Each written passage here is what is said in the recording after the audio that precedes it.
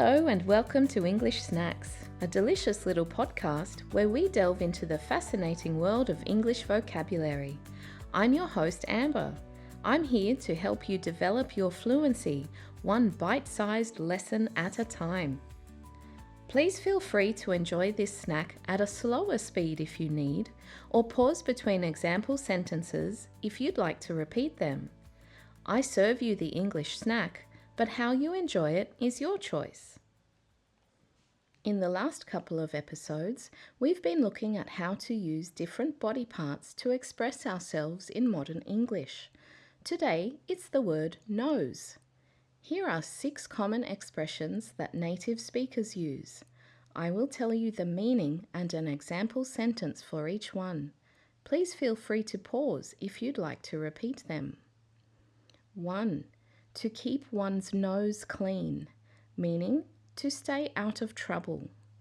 Example: if you want to avoid trouble, keep your nose clean.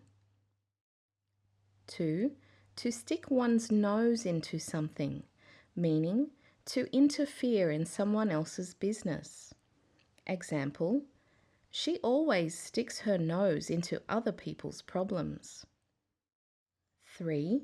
To pay through the nose, meaning to pay a lot of money, often more than it's worth. Example: we paid through the nose for those concert tickets. 4.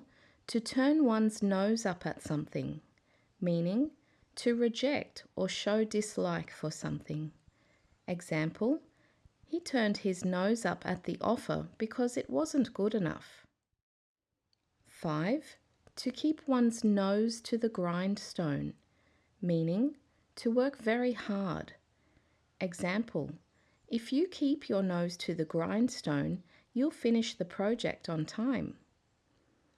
6.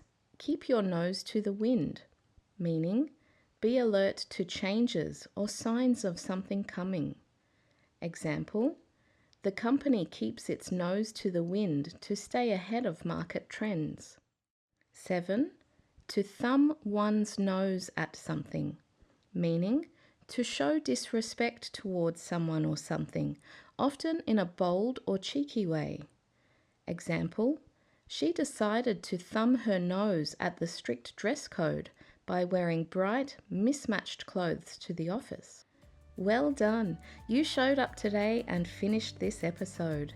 Well done for keeping your nose to the grindstone.